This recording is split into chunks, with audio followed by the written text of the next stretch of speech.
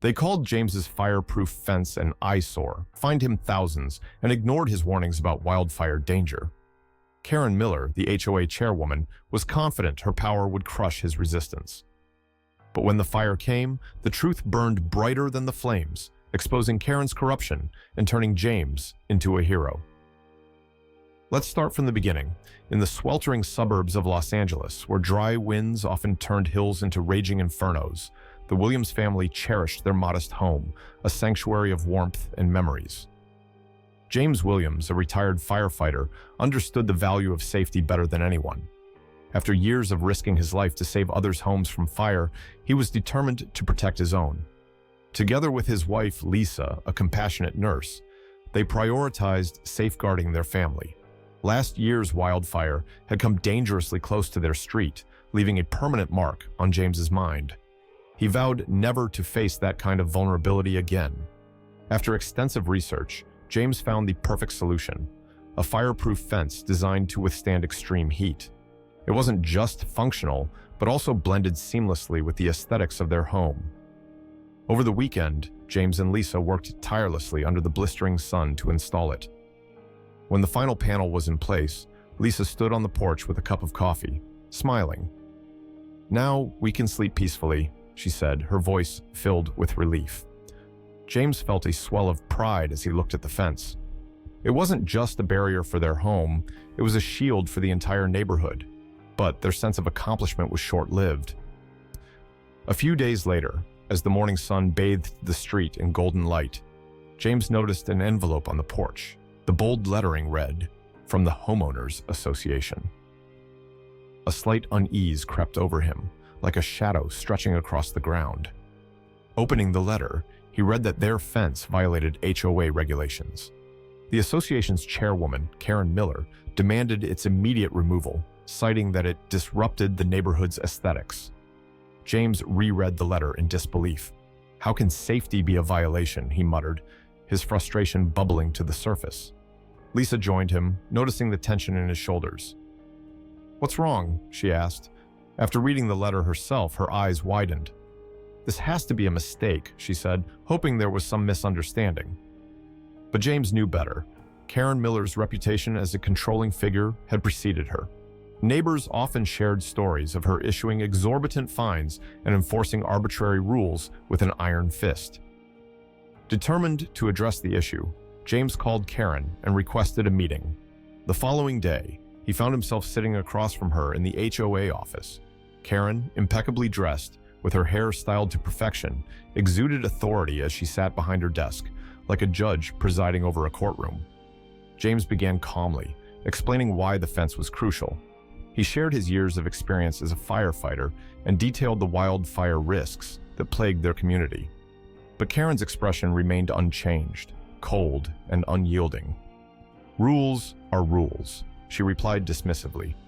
"If we make an exception for you, it sets a precedent. The fence must be removed within a week."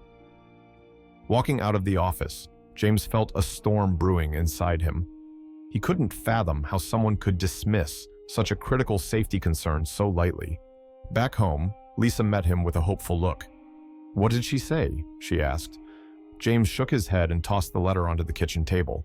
"She doesn't care about safety. All she cares about is keeping everything looking pretty on paper." Lisa placed a reassuring hand on his. "We're not giving up. This fence is our right and our protection." This initial clash with the HOA was only the beginning. James didn't yet realize that his fight for the fence would escalate into a battle far larger than he could have anticipated. After all, sometimes a single spark of conflict can ignite a fire that changes everything. James decided to approach the situation diplomatically. Sitting at his kitchen table with the soft hum of the ceiling fan overhead, he crafted a plan to rally the community. He knew that if he could gather enough support, they might be able to amend the HOA bylaws to allow exceptions for fireproof structures like his fence. Over the next week, he visited his neighbors, knocking on doors and sharing his concerns. Some were immediately supportive, especially those who had lived through the last wildfire and understood the importance of fire safety. Others, however, were hesitant, wary of challenging the HOA or risking fines. James arranged a community meeting at the local park. The sun was beginning to set, painting the sky in hues of orange and pink as neighbors gathered around picnic tables. James spoke passionately about the need for safety, drawing on his years of experience as a firefighter. "This isn't just about my fence," he explained, his voice steady but firm. "This is about protecting all of us from the very real dangers we face every year. We need to prioritize safety over arbitrary aesthetics." For a moment, it seemed like progress was possible. People nodded in agreement, murmurs of support rippling through the small crowd. But just as James began to feel hopeful, Karen Miller arrived, her presence as sharp and unwelcome as a cold wind cutting through a warm evening. Standing tall in her crisp blazer, she dismissed the meeting with a wave of her hand. "This isn't the proper venue for such discussions," she declared. "Any changes to HOA rules require formal proposals, and I assure you, the board will not entertain ideas that disrupt the harmony of our community." James clenched his fists, but kept his composure. "Harmony? How is putting lives at risk harmonious?" he retorted, his voice rising slightly. Karen responded with a tight-lipped smile. "Rules are rules, Mr. Williams. If you can't follow them, perhaps this neighborhood isn't the right fit for you." The tension hung in the air as Karen walked away, leaving James and his neighbors in stunned silence. Over the next few days, things only got worse. Letters from the HOA began arriving at the Williams' doorstep almost daily, each one carrying a new fine for non-compliance. The penalties quickly escalated into the thousands, their frequency like the relentless ticking of a clock. James felt the weight of each envelope, a reminder that Karen wasn't just enforcing rules, she was using them as a weapon. Lisa, ever the optimist, tried to remain calm, but one afternoon, while organizing the growing pile of HOA correspondence, she noticed something odd. Several of the contractors Karen had recommended to residents appeared repeatedly in the invoices and communications from the HOA. Curious, Lisa began digging deeper. She discovered that Karen had been steering homeowners towards specific service providers who charged exorbitant fees. In return, these contractors funneled kickbacks back to Karen, a system that had been quietly exploiting the community for years. When Lisa shared her findings with James, his frustration turned into determination. "This isn't just about our fence anymore," he said, his voice steady but resolute. "This is about stopping her corruption." James contacted a lawyer, an experienced attorney named Clara Hayes, who specialized in HOA disputes. Clara was sharp and methodical, and she immediately saw the potential in their case. Together, they filed an appeal against the HOA's decision regarding the fence, citing the broader misconduct as evidence of bias and abuse of power. Karen, however, was not one to back down. She leveraged her position to complicate the process, filing additional complaints and even presenting fabricated reports from supposed neighbors claiming the fence was an eyesore. James knew some of these complaints were from people who didn't even live on their street. It was clear that Karen was playing dirty, but James wasn't going to let her win. Through it all, the Williams family stood their ground.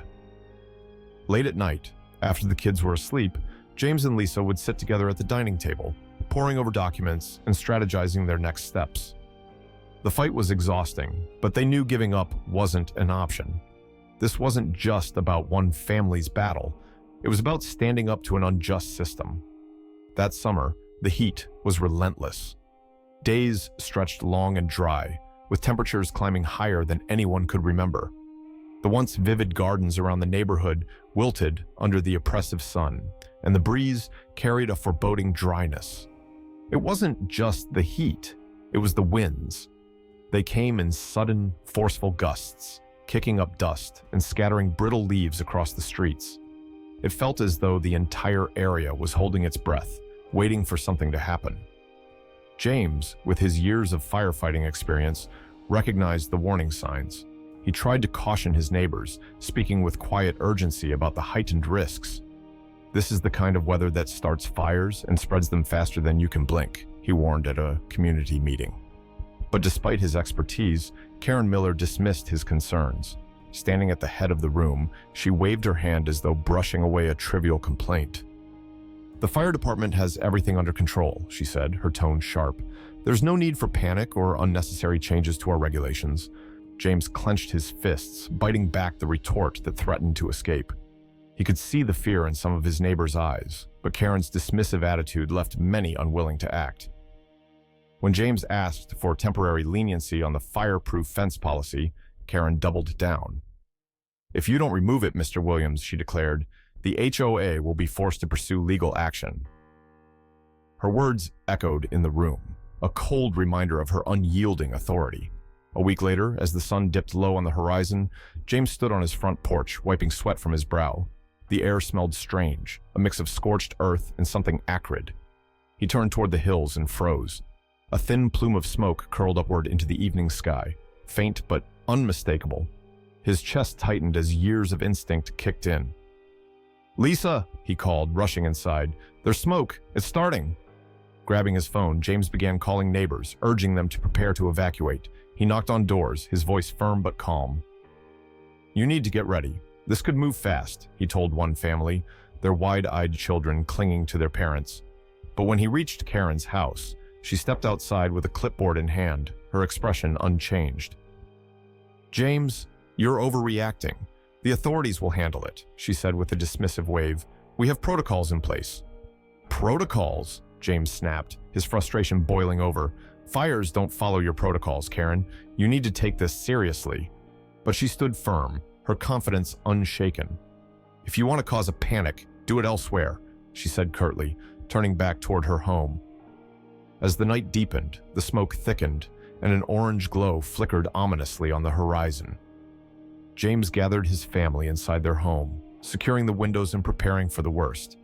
He checked the fireproof fence one last time, grateful for the shield it provided.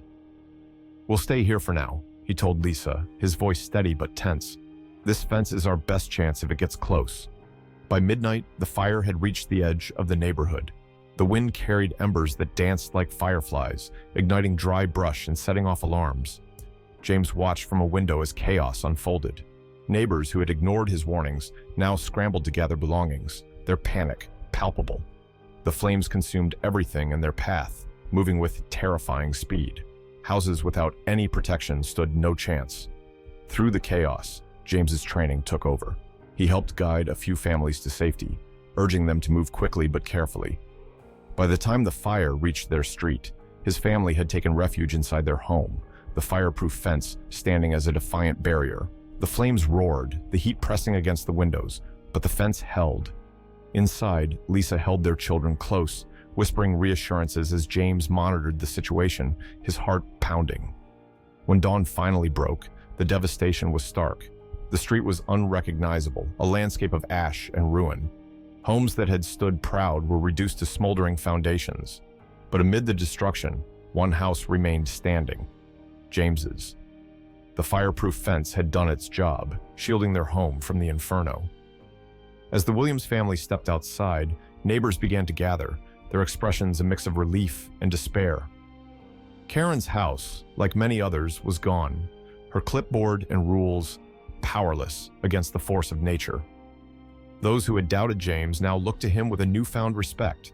Karen herself stood among the crowd, her usually composed demeanor replaced with silence. For James, the moment was bittersweet.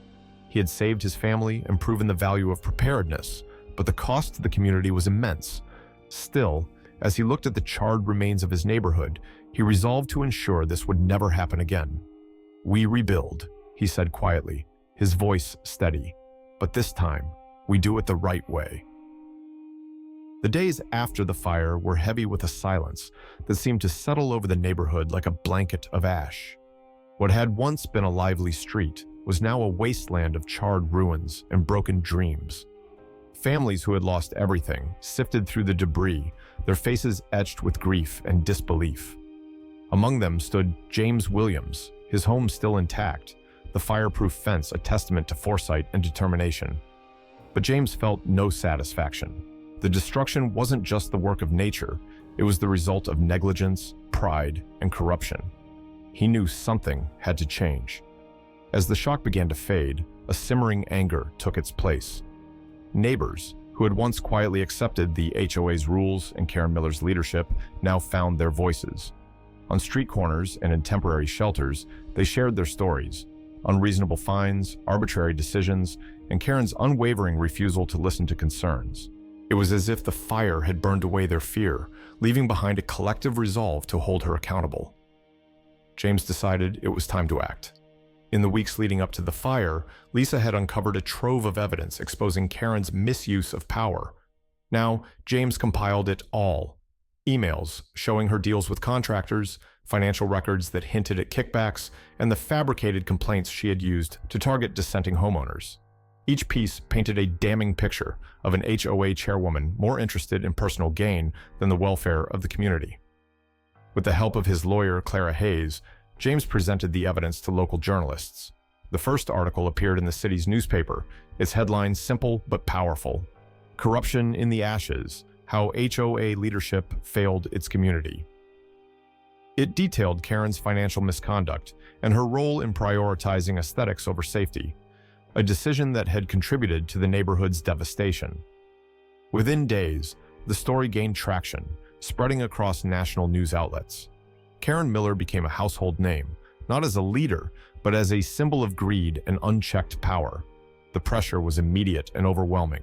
Calls flooded the offices of local officials, demanding an investigation. On social media, residents shared their own experiences with Karen and the HOA, creating a groundswell of public outrage. "This could have been avoided," one post read, accompanied by photos of the fire's aftermath. "We trusted her, and she betrayed us." Karen's once formidable presence began to crumble under the weight of scrutiny. Reporters camped outside her temporary residence, asking questions she refused to answer. Inside her circle, allies distanced themselves, unwilling to be caught in the fallout, and for the first time, Karen found herself powerless. Under mounting pressure, local authorities launched an official investigation into the HOA. What they uncovered only confirmed what James and his neighbors already knew. Financial audits revealed unapproved expenditures and missing funds. Interviews with contractors exposed the kickbacks Karen had been receiving for years. The fabricated complaints against James were proven false, part of a broader pattern of intimidation Karen had used to maintain control. The community watched as justice unfolded. Karen was formally removed from her position, her actions deemed not just unethical, but criminal. The HOA, once a source of frustration and fear, was ordered to pay restitution to the families who had suffered losses in the fire. For James, the victory was bittersweet. His family had their home, but so many others had lost theirs.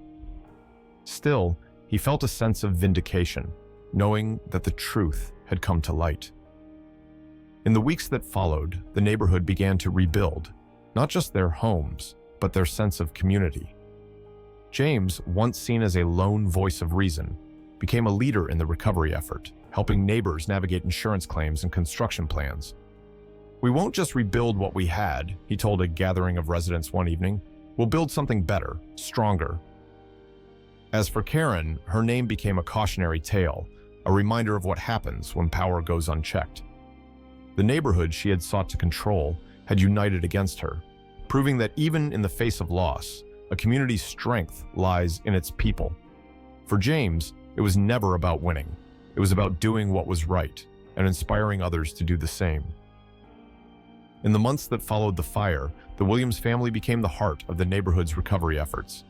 The street that once bore scars of division and destruction was now alive with determination and unity. James, who had always been a quiet figure in the community, emerged as a leader. With his firefighter's expertise and unshakable resolve, he guided his neighbors through the challenging process of rebuilding. Every morning, James walked down the street, clipboard in hand, checking on the progress of repairs and offering advice. The air was thick with the hum of construction, the smell of fresh lumber replacing the lingering scent of ash. "Let's make sure these roofs are reinforced," he said to a group of contractors one day, gesturing toward a half-built home. "We're not just rebuilding houses, we're building resilience." Lisa was by his side, organizing meetings and coordinating resources. On weekends, she prepared meals for families who had lost everything, turning their kitchen into a hub of activity. The sound of her laughter as she worked became a source of comfort for those around her. Together, the Williamses embodied hope, a reminder that even after the worst of storms, a community could rise stronger than before. One of James's proudest accomplishments was the launch of a new county-wide fire safety initiative. Partnering with local authorities, he helped establish programs to educate residents on fire prevention and preparedness. He also advocated for legislation that encouraged the use of fireproof materials in residential construction. "This isn't just about one neighborhood," James said during a televised interview. "It's about ensuring that no one else has to go through what we did." Meanwhile, the HOA underwent a complete transformation. After Karen's removal, the remaining board members recognized the need for change. James worked with them to rewrite the bylaws, ensuring they prioritized the safety and well-being of residents over rigid aesthetics. The new rules included allowances for protective measures like fireproof fences and stricter oversight of the HOA's financial practices.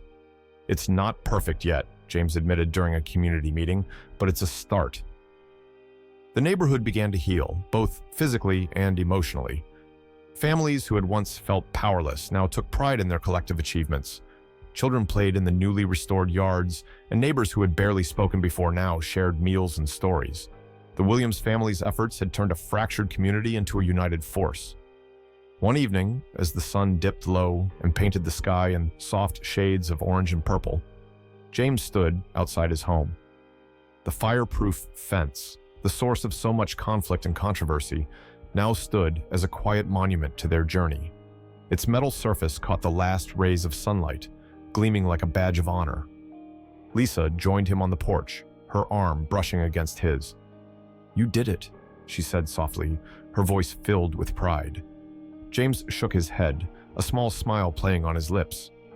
"We did it," he corrected, glancing at her. "This fence. It's more than just protection now. It's a reminder. Sometimes, to protect your home, you have to fight." Lisa nodded, her eyes glistening as she looked at him, and it was worth every moment.